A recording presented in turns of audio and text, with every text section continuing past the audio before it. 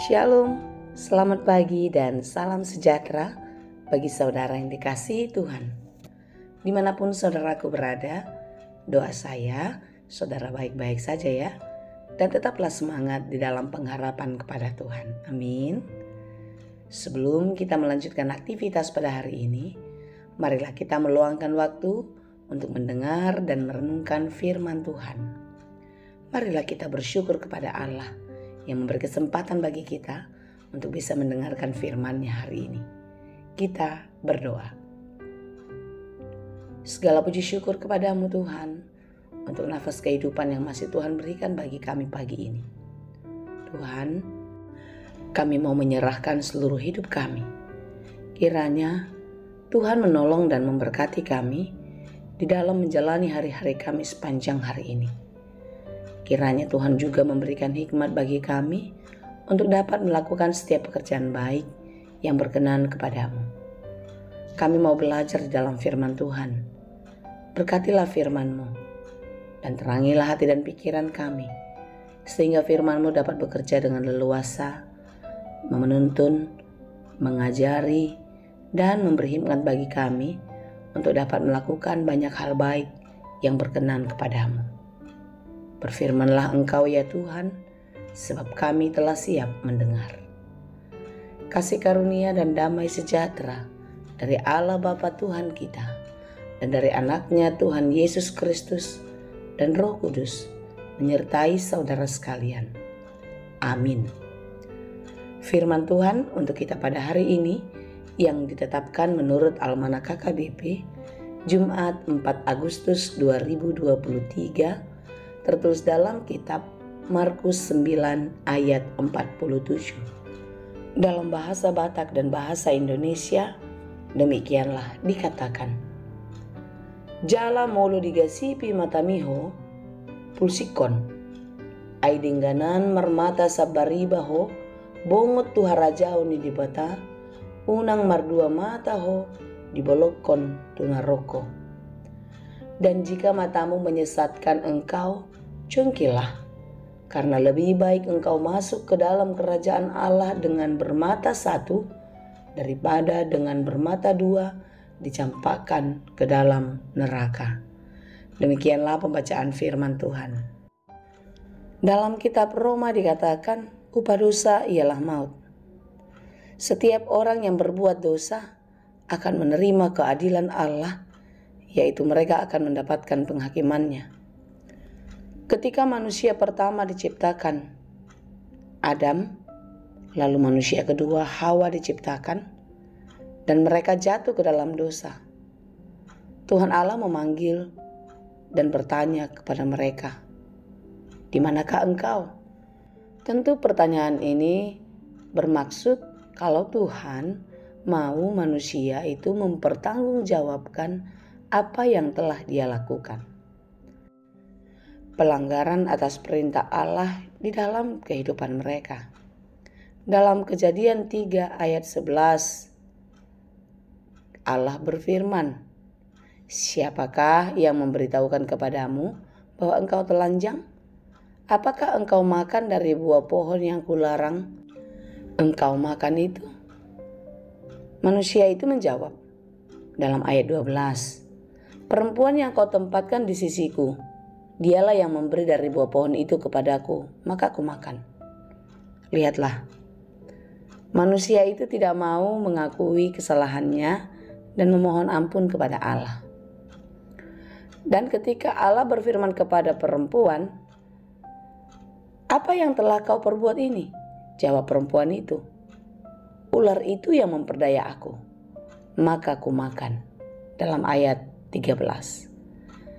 Dari jawaban manusia pertama dan Hawa ini kita tahu bahwasanya mereka tidak mengaku dosanya. Mereka mencari kambing hitam untuk membenarkan diri. Saudara yang dikasihi Tuhan, tanpa ditanya pun sebenarnya Tuhan tahu apa yang telah mereka perbuat dan apa juga penyebabnya. Tetapi mengapa Tuhan mempertanyakan? Agar setiap kita mau mengaku dosa-dosa kita. Hari ini firman Tuhan kepada kita mengingatkan kita untuk hidup di dalam kekudusan. Karena apa?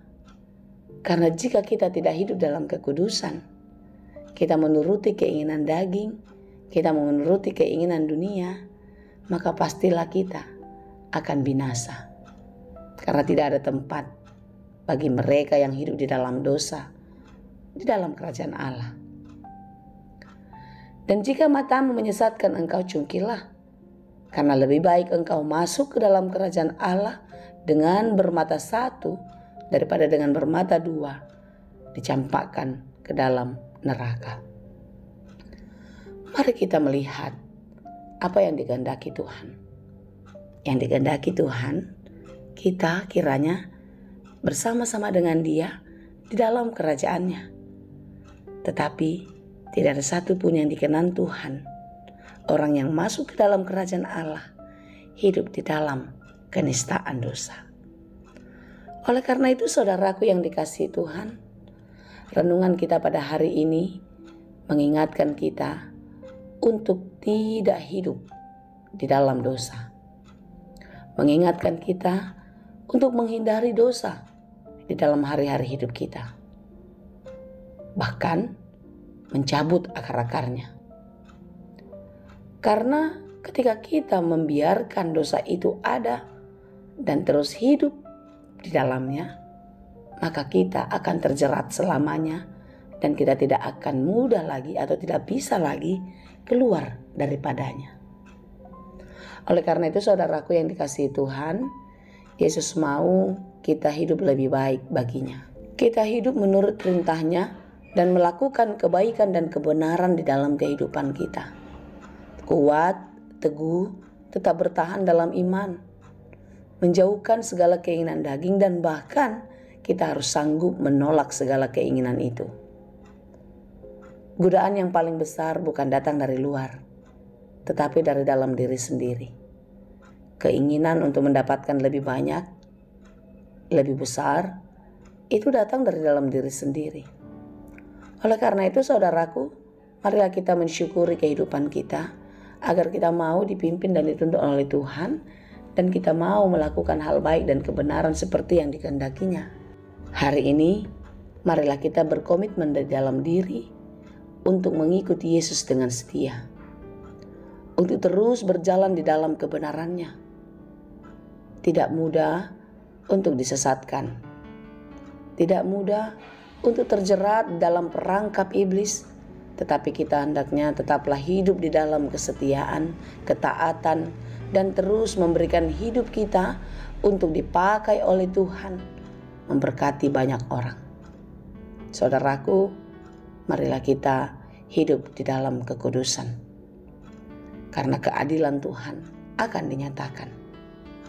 Waktunya akan tiba.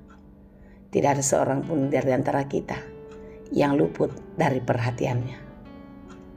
Hiduplah kudus, hiduplah benar, seperti yang dikehendakinya. Tuhan Yesus memberkati. Amin. Terima kasih Tuhan untuk firman-Mu. Tuhan, mampukanlah kami untuk hidup kudus, hidup benar di hadapan-Mu. Di dalam perkataan dan perbuatan kami, kiranya Tuhan menolong. Kami tidak mau disesatkan oleh dunia. Kami tidak mau binasa oleh karena dosa. Tetapi kami mau ikut bersama-sama dengan Yesus di surga menjadi pewaris yang kekal. Tuhan, mampukanlah kami.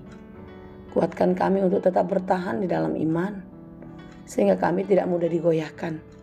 Kami tidak mudah disesatkan. Biarlah hidup kami hari ini selalu di dalam pemeliharaan Tuhan. Dan hidup kami ke depan pun, penyertaan-Mu tetap ada bersama dengan kami. Terima kasih Bapa. Terima kasih Tuhan untuk semua kebaikan dan kemurahan-Mu. Berkati pekerjaan kami, usaha kami, rencana-rencana kami. Hadirlah Engkau menolong kami. Karena hanya Engkaulah pertolongan dan kekuatan yang sungguh memampukan kami untuk dapat melakukan hal-hal baik yang berkenan kepadamu. Terima kasih Tuhan. Dalam Yesus kami berdoa. Anugerah Tuhan kita Yesus Kristus, kasih karunia Allah Bapa, dan persekutuan Roh Kudus, itulah kiranya yang menyertai dan memberkati kamu sekalian. Amin.